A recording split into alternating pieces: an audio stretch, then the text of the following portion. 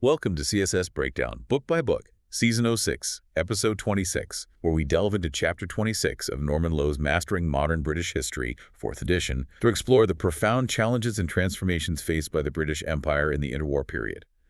This is the deep dive, and today we're taking on the immense task of understanding how the world's largest empire navigated a period of intense nationalism and shifting global power. It's a truly fascinating and complex era, isn't it? Really a pivot point. This deep dive will unpack how Britain tried, sometimes successfully, sometimes not, to manage its vast territories and evolving relationships. Yeah, everything from the self-governing dominions. Right, to these deeply contentious mandates, all while facing nationalist movements that were gaining, well, significant momentum, often unstoppable, really. Okay, so let's set the stage a bit. The British Empire between the wars. It was just enormous. Absolutely huge. You're talking vast areas in Africa, Malaya, India, Burma, the West Indies. And then these new acquisitions like Iraq, Transjordan, and Palestine. Mandates, those last three. Gained from Turkey after World War I. Exactly. But here's a unique feature, something no other empire had in the same way. The White Dominions. Australia, Canada, New Zealand, South Africa. And what's really crucial here is that the First World War acted as this powerful catalyst. You see nationalist movements just surge across the empire. All pushing for independence. Pretty much, yeah. All aiming for independence from Britain. You see it very clearly in places like India, Egypt, those Arab mandates we mentioned. And even before the war was technically over, you had Ireland's Republicans staging the Easter Rising in 1916. Right, and interestingly, even the White Dominions, which were already self-governing internally. Even they were pushing back. They were unhappy about the ambiguity, of their dominion status. They wanted a clearer definition of their relationship with Britain. So what was the British response, generally? Well, the general attitude, the official line, was this promise of gradual stages towards independence. Gradual being the key word, I imagine. Very gradual. As the source notes, to the nationalists, these stages were so gradual they could scarcely be detected, almost invisible sometimes. But there was some progress. Oh yes, some real progress did happen. Southern Ireland got dominion status in 1922. Egypt took significant steps towards independence in 22 and again in 36. Iraq actually gained full independence in 1932. And the Statute of Westminster. 1931. That clarified things for the Dominions, formally creating the British Commonwealth of Nations. Okay, but for places like India? For India, progress was just far too slow for the nationalists. It created this really uneasy, often tense relationship that, well, wouldn't see independence until 1947 after another world war. A much more turbulent path. Exactly. It was often a story of reactive policy. Too little, too late for many of these growing demands for self-determination. Okay, let's zoom in on those dominions then. Britain's evolving relationship with Australia, Canada, New Zealand, South Africa, and after 1922, the Irish Free State. Right. These were already managing their own internal affairs, and traditionally, they'd pretty much aligned with Britain on foreign policy. Which is why they all fought alongside Britain in World War I. Precisely. But the war fundamentally shifted their perspective, putting over 1 million men in the field collectively. That makes you aware of your own importance. Absolutely. They became acutely aware of their own importance as separate nations, and this fostered a strong desire to manage their own foreign affairs. Was it just the war effort? That was a big part, but also encouragement from figures like Woodrow Wilson with his global push for national independence. And maybe more pragmatically, they were worried. Worried about being dragged into another war. Exactly. Another European war started by Britain, and this led to, concrete actions. Canada and South Africa refused to help Britain during the Chinac incident in 1922. A diplomatic crisis with Turkey, right? Yes. And they all refused to sign the treaties of Lausanne and Locarno later in the 20s. It was a clear signal of independent action. South Africa seemed particularly keen to distance itself. Increasingly hostile, yes. There was serious talk, even moves towards leaving the empire altogether. So Britain needed to do something to keep these crucial partners, essentially. Some initiative was definitely needed, and thankfully for the future of what was starting to be called the Commonwealth, that moment came at the Imperial Conference of 1926. With Arthur Balfour chairing. Yes, and Britain showed it was ready to conciliate. Balfour produced this really crucial formula. It defined the dominions as, and this is key, free countries equal to each other and to Britain, and in complete control of their own internal and foreign affairs. Equal status. Equal status, freely associated as members of the British Commonwealth of Nations. And remarkably, this satisfied the Dominions, even South Africa, at least for the time being. And that became law. It was enshrined in law as the Statute of Westminster in 1931, a truly pivotal moment. So this Commonwealth, a new kind of international organization. In theory, yes. A unique experiment, moving away from imperial command towards a voluntary association of independent nations. But how did it work in practice? Well, because of that high degree of independence, its practical achievements were often maybe a little disappointing. There wasn't a Commonwealth Parliament or any set machinery for cooperation. It's conferences. Conferences were held periodically, yes, like the one in Ottawa in 1932, which tried to set up preferential trade rates during the Depression. Mixed results there. And the 1937 Imperial Conference was largely unremarkable, except perhaps that the Dominion Prime Ministers expressed support for Britain's policy of appeasing Hitler. Why? Mainly because they had absolutely no wish to get involved in another major war. Their own national interest came first. That desire for independence, though, manifested much, much more dramatically, closer to home, in Ireland. Ah, Ireland, yes. In 1914, the Third Irish Home Rule Bill, which would have granted self-government, was put on hold because of the war. Postponed until afterwards. Kicked the can down the road, essentially, putting Ireland's future and the whole difficult Ulster question on hold. Britain hoped things would stay quiet. A vain hope, as it turned out. Those hopes were shattered by the Easter Rising in 1916, and this is where the story gets really intense. So what happened? Most Irish were okay with waiting for home rule. Initially, yes. When Britain entered WWI, most were prepared to wait. Thousands even volunteered to fight for Britain. But there was this determined minority group, led by Patrick Pearse, working with the Revolutionary Irish Republican Brotherhood, the IRB. They saw an opportunity. Exactly. Britain's wartime preoccupation seems like a golden chance for full independence. They even hoped for German help.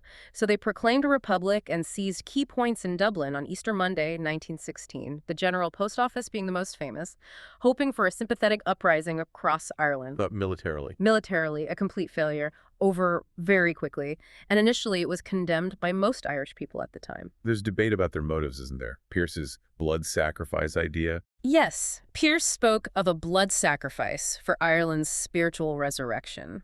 One theory is that the Rising wasn't about military victory at all, but deliberately provoking a severe British reaction. To stiffen nationalist resolve. Precisely. To galvanize the population against British rule, if that was the goal. Well, their ploy worked brilliantly, or disastrously, depending on your perspective. Because of the British reaction? Indeed. Although the rebellion was crushed in days, Britain's treatment of the captured rebels sparked widespread disgust and outrage.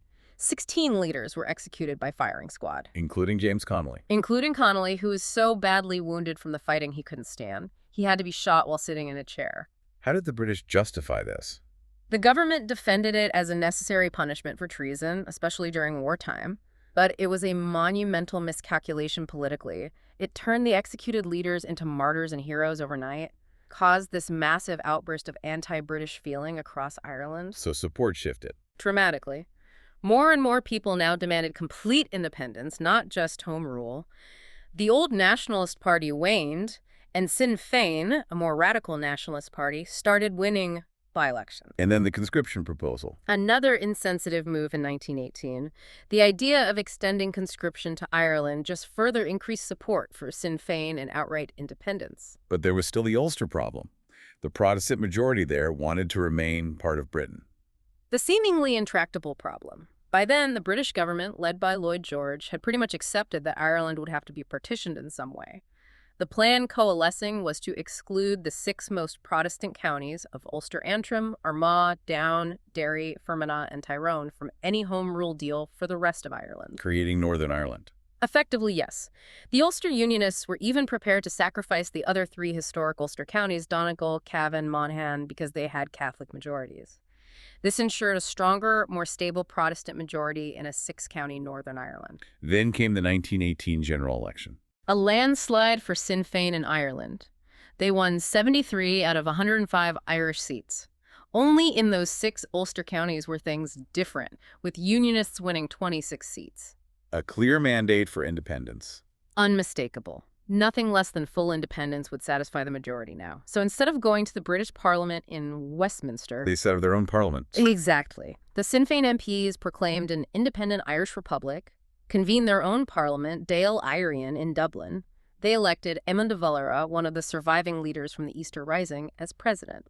He, along with figures like Michael Collins and Arthur Griffith, started organizing an effective parallel government, a direct challenge to British authority. How did Lloyd George respond? He wanted a quick settlement. Britain had enough problems after the war, so he introduced the Government of Ireland Act in February 1920. Another attempt at home rule. A revised Home Rule Bill, yes. But this one formally included partition, separate parliaments for a six-county Ulster, which reluctantly accepted it, and for the rest of Ireland. But Sinn Féin rejected it. Completely. They rejected the entire act. They demanded a complete break from Britain and control over Ulster. No compromise on partition. And this led to escalating violence. The Irish Republican Army, the IRA, had been formed in January 1919. They launched a guerrilla campaign, a campaign of terrorism, really, against the police and British forces. And the British response. Oh. The Black and Tans. Lloyd George retaliated by deploying the notorious Black and Tans. These were auxiliary forces, mostly demobilized British soldiers, often traumatized by the war, and the auxiliaries, another similar force. Both sides committed terrible atrocities. It became a brutal, dirty war. There were specific incidents. Yes, infamous ones. In November 1920, the IRA shot 14 British intelligence officers dead in Dublin one morning. Later that same day, British forces, likely auxiliaries, opened fire on a crowd at a Gaelic football match at Croke Park, killing 12 civilians. Bloody Sunday became known as. Even British newspapers were critical. Yes, even the Times stated the Black and Tans' cruelty was, and I quote, enough to make Englishmen hang their heads in shame. Public opinion in Britain was turning against the conflict. So by 1921, things reached a stalemate. Both sides were nearing exhaustion, really. A truce was finally agreed in July 1921, and talks began in London. King George V himself made a significant speech appealing for peace. Public mood shifted in Britain. Definitely. The Liberal and Labour parties, many conservatives even, and the general public realized the sheer strength of the Irish desire for independence. You could maybe subdue Ireland with 100,000 troops, but you could never regain their consent or cooperation that way. And on the Irish side, the IRA, with only about 3,000 active fighters, was also stretched to its limit. So negotiations began. An Irish delegation came to London, led by Michael Collins and Arthur Griffith. Interestingly, de Valera, the president of the Dáil, refused to join the negotiating team. Why was that strategic? Possibly strategic, yes. Roy Hattersley suggests in the source that de Valera might have wanted to distance himself, perhaps associating Collins with failure if the talks didn't deliver a full republic. Anyway, Lloyd George, a formidable negotiator, used all his skills. After significant concessions from both sides, the Anglo-Irish Treaty was reached in December 1921. What were the key terms? Significant terms. Southern Ireland became the Irish Free State. It got Dominion status, like Australia and Canada, much more than the 1920 Act offered. But not a full republic. No. They had to drop the idea of a republic and still recognize the British monarch as head of state, represented by a governor-general. And they had to allow the British Navy continued use of 3 deepwater ports, Queenstown, Bearhaven, and Lough Swilly. And Northern Ireland. To satisfy the Ulster Unionists, Northern Ireland, those 6 counties, remained part of the United Kingdom, with its own devolved parliament in Belfast. Partition was confirmed. Now, many Irish were fiercely against partition. Even those who accepted the treaty felt that Catholic majority areas within those 6 counties should have been included in the Free State. Boundary Commission was supposed to fix that. That was the idea. A boundary commission was included in the treaty, holding out the hope of adjusting the border based on local wishes. But, spoiler alert, it failed. Still, getting any agreement was an achievement for Lloyd George. A considerable achievement, yes. Though apparently he had to threaten the Irish delegation with immediate and terrible war if they didn't sign. High stakes. But the troubles were over, were they? Tragically, no. A faction of Sinn Féin, led by de Valera himself, refused to accept the treaty, primarily because of partition, but also the oath of loyalty to the Crown and the remaining British connection. This led to civil war. A vicious and heartbreaking civil war broke out between the pro-treaty and anti-treaty sides of the nationalist movement. It resulted in the deaths of key figures like Michael Collins, ambushed and killed, and Arthur Griffith, who died of illness exacerbated by the strain. Ultimately, the pro-treaty forces supporting the new Free State government won the Civil War. The Irish Free State officially came into existence in December 1922. So, historian A.J.P. Taylor's quote seems apt. The Irish had won, but they were not reconciled or friendly. Not at all. That separate Northern Ireland remained a deep source of resentment and grievance. And relations remained difficult. Never easy. The failure of that boundary commission in 1925, which basically left the original border unchanged, made the Irish feel cheated and further damaged relations. Then, when Eamon de Valera's new party, Fianna Fáil, won the 1932 election, he systematically began cutting all remaining ties with Britain. Using the Statute of Westminster. Ironically, yes. He used the powers granted by the Statute of Westminster to abolish the oath of loyalty to the Crown, introduce separate Irish citizenship, and remove pretty much all power from the Governor-General, making Ireland independent in all but name. How did Britain react to that? With trade sanctions. An economic war began. De Valera responded by refusing to hand over land annuity payments, loan repayments owed to Britain. It crippled trade between the two countries for several years. And de Valera pushed further. In 1937, he introduced a new constitution. It effectively made Eyre, as the country was now called, a republic in all but name, completely independent in practice. Did Britain try to mend fences? Neville Chamberlain, as British Prime Minister, did try. He accepted the new constitution, wrote off most of the outstanding debt in a 1938 agreement, and even gave up Britain's right to use those 3 naval bases retained under the treaty. A major concession. But it didn't work. No. Chamberlain failed to grasp the depth of de Valera's feeling. He would simply never be reconciled with Britain as long as Northern Ireland remained separate. Until partition ended, there could be no real friendship. And this had consequences later? Huge consequences. Eyre remained neutral throughout the Second World War. Crucially, it refused to allow the British Navy access to those ports. This contributed significantly to heavy British shipping losses in the Battle of the Atlantic and caused great bitterness in Britain. Eyre also refused to join NATO after the war unless Ireland became united, and finally declared itself formally an independent republic in 1949, leaving the Commonwealth. A really difficult legacy. Okay, let's shift focus now to another huge part of the empire, India, often called the brightest jewel in the imperial crown. Indeed, and nationalist feelings there had begun much earlier, really taking root in the late 19th century. Who was involved initially? Mainly educated middle and upper-class Indians. Many had actually been trained in Britain in law or administration. They grew increasingly frustrated by their lack of any real say in their own government. So they founded the Indian National Congress back in 1885, initially to press for greater participation within the system. What fueled his growth? Various things. Japan's surprising victory over Russia in 1905 raised hopes across Asia, showing an Asian power could defeat a European one. Then a specific British decision in 1905 to partition in the massive province of Bengal really upset Hindus. It divided Bengali-speaking Hindus and was seen as reducing their political power. Did Britain try to respond? They did introduce the Morley-Minto reforms in 1909, allowing Indians onto executive councils. They even reversed the Bengal partition later. But it wasn't enough to stop unrest. There was even an attempt on the viceroy's life in 1912. And, like elsewhere, nationalist feeling really intensified after 1914, spurred by India's huge contribution to the war effort, over 1 million soldiers, plus the impact of the Russian revolutions, and Woodrow Wilson's talk of self-determination. How did the British view this rising nationalism? For years, they tried to downplay it, almost ignore it. They were convinced that India's immense diversity, social differences, regional loyalties, and especially the religious divide between Hindus and Muslims would prevent any truly united movement. But that started to change. Yes. During the war, perhaps surprisingly, Hindus and Muslims actually began to cooperate more closely against British rule. By 1917, Britain felt obliged to promise the gradual development of self-governing institutions leading towards responsible government. But not everyone in Britain agreed. Oh, no. Many conservatives, most famously Winston Churchill, were utterly opposed to the idea. They saw Indian independence as the beginning of the end for the entire British Empire. Lord Curzon, a former viceroy, famously claimed, "With India, we are everything. Without it, we are nothing." So that gradual pace was far, far too slow for impatient nationalists like Mahatma Gandhi and Jawaharlal Nehru. Both, interestingly, London-educated lawyers who became leaders of powerful anti-British campaigns. What was the first major British step after the war? That was the Government of India Act of 1919. It set up a national parliament with 2 houses and also provincial assemblies. It granted the vote to about 5 million of the wealthiest Indians. And Indian ministers could now hold portfolios like health, education, public works in the provincial governments. This system was called Dargi. But Congress wasn't happy. Bitterly disappointed.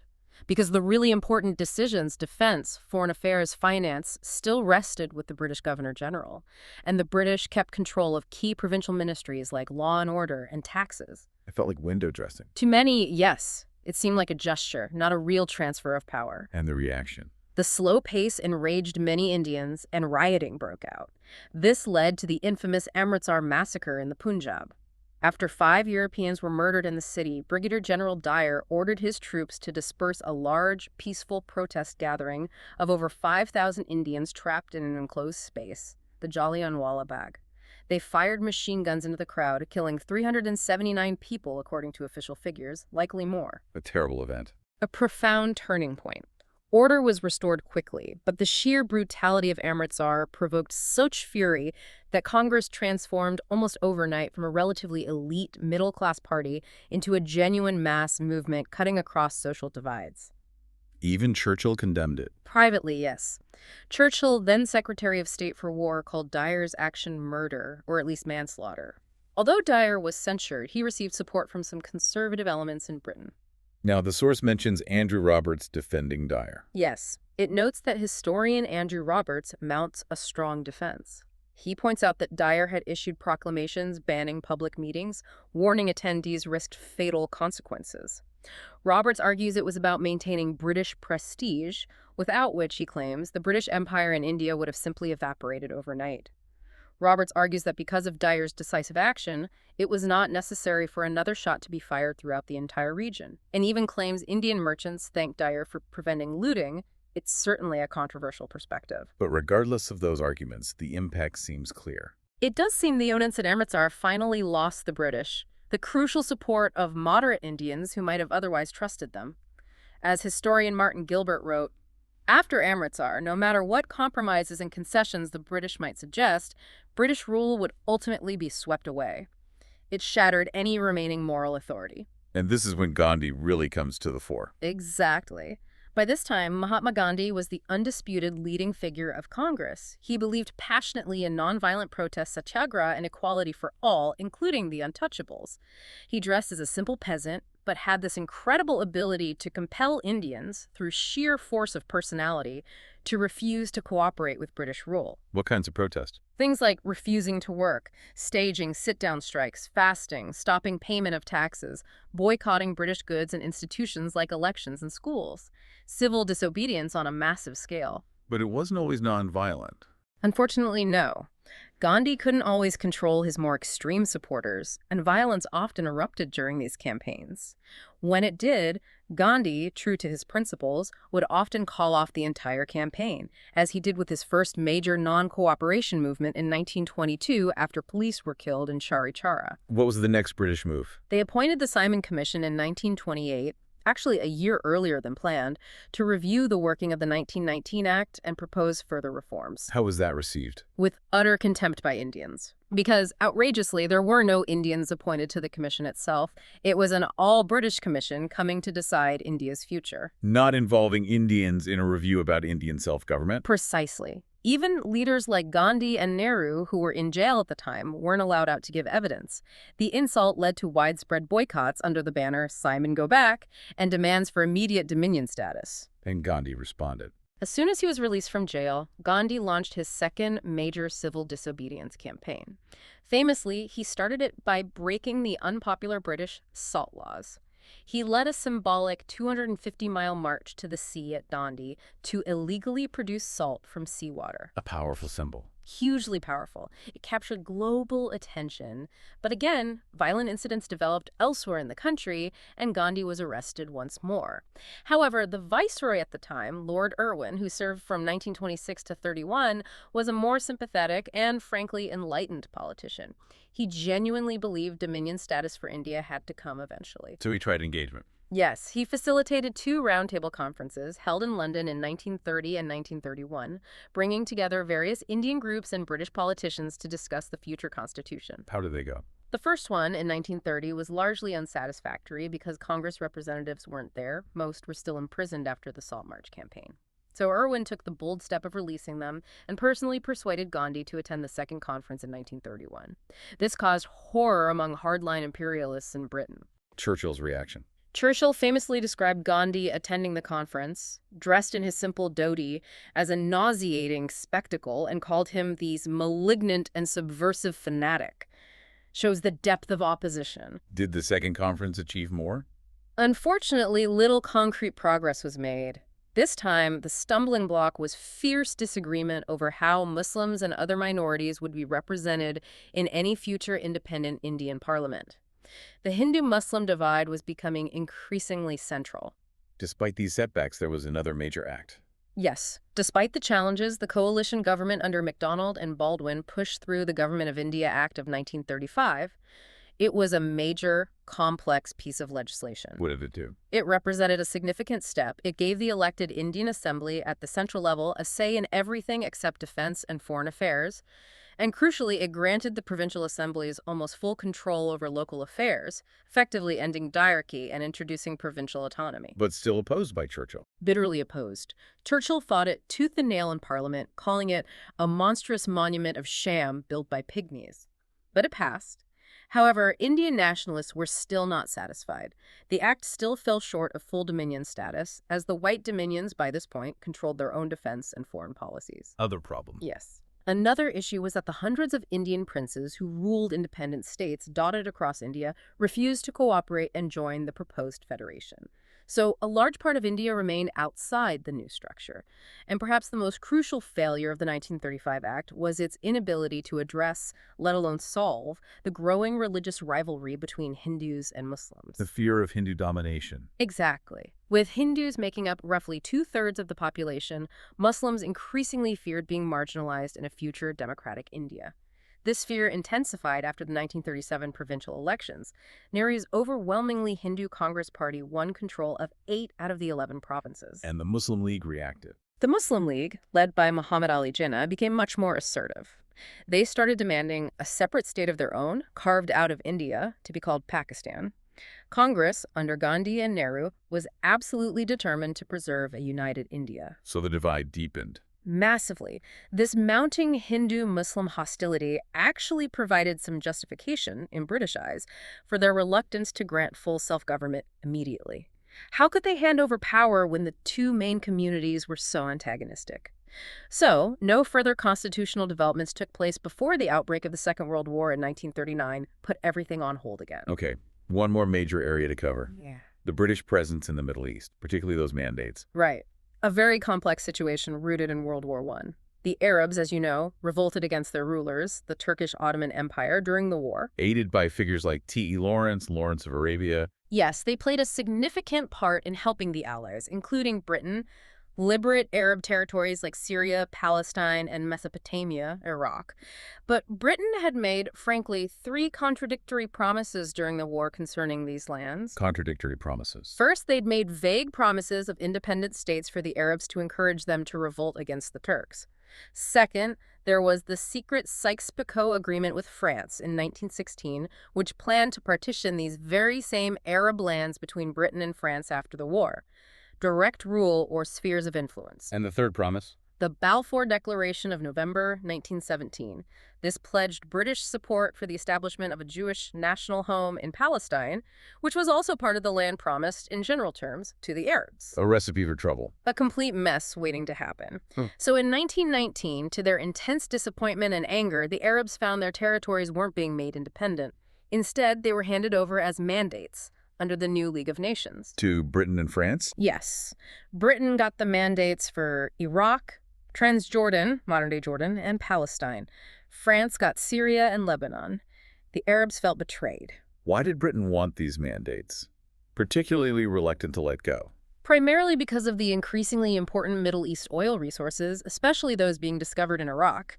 They wanted to station troops there to guarantee the supply of oil, vital for the Royal Navy and the economy. But they also realized they couldn't afford to offend the Arabs too deeply, or those same oil supplies could be threatened by unrest or non-cooperation. It was a balancing act. So how did they manage these mandates? Did they move towards independence? In Iraq and Transjordan, steady progress towards independence was made, although often with strings attached to protect British interests.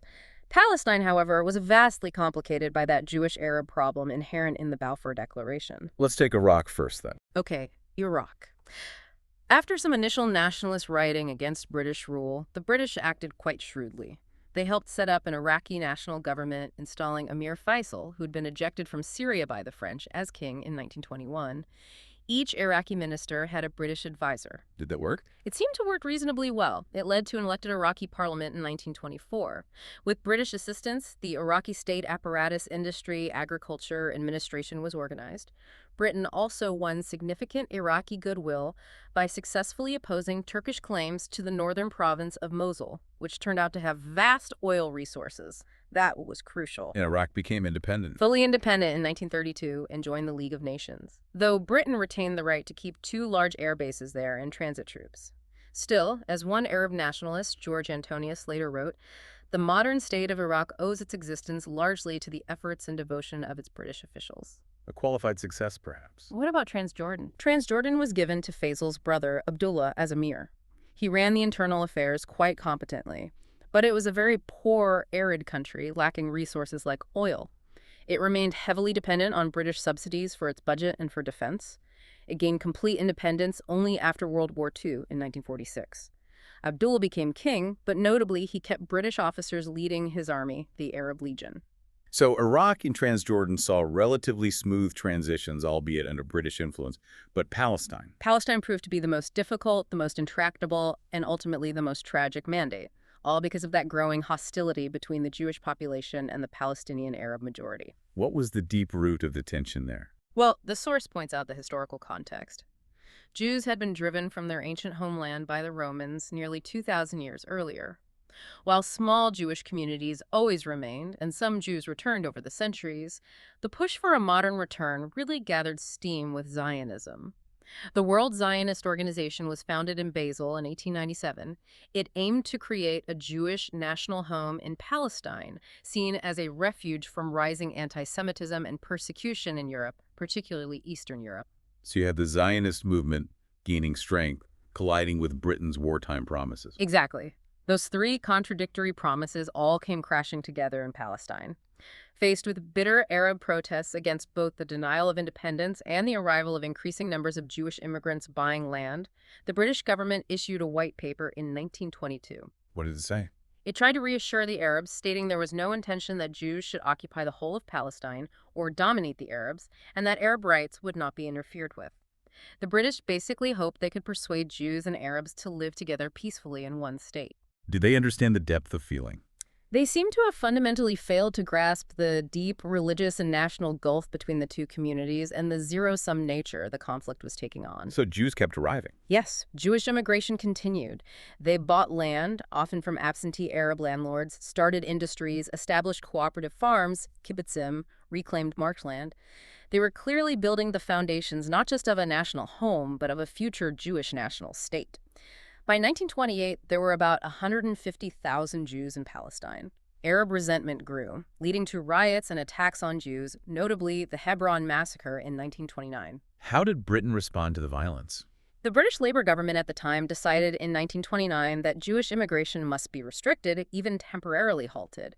But Zionist organizations protested so fiercely, using political influence in London and Washington, that Prime Minister Ramsay MacDonald felt obliged to back down and allow immigration to continue. And then Hitler came to power. That changed everything dramatically. Hitler's rise in Germany in 1933 unleashed a flood of Jewish refugees desperately seeking safety.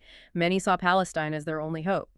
By 1935, the Jewish population had swelled significantly. Jews now made up about a quarter of Palestine's total population. This led to a major Arab revolt from 1936 to 1939, with widespread attacks on Jews and also on British forces who struggled to maintain order. Did Britain try to find a solution? Partition again? In 1937, the Peel Commission, a royal commission sent to investigate, proposed a radical solution: partitioning Palestine into 2 separate states, one Jewish and one Arab, with Jerusalem remaining under British control. How was that received? The Zionists reluctantly accepted it as a basis for negotiation, seeing it as a step towards statehood, but the Arabs rejected the idea of partition outright. They saw it as giving away part of their homeland. So as war with Germany loomed in 1939, the British government felt it absolutely needed to secure Arab support, or at least neutrality, given the strategic importance of the Middle East and its oil. Leading to another white paper. Yes, the 1939 White Paper. It essentially reversed the Peel Commission's partition idea. Britain now agreed to severely limit Jewish immigration, only 10,000 a year for 5 years, plus 25,000 refugees, then none without Arab consent. It also promised to set up an independent, unified Arab state within 10 years, which would guarantee an Arab majority. How did the Jews react to that? They were horrified and felt utterly betrayed by Britain, especially with the gates of Europe closing and the Holocaust beginning. It seemed Britain was abandoning them on the eve of their greatest peril. At this point, with war breaking out and neither side satisfied, the British essentially hoped to just shelve the intractable Palestine problem until after the war was over, kicking the can down the road again. What a journey through the interwar British Empire. It's just staggering. From those evolving, sometimes quite strained relationships with the White Dominions. Right, through to the really deeply painful and incredibly complex paths towards, well, not quite independence for some, in Ireland, India, and the Middle East mandates.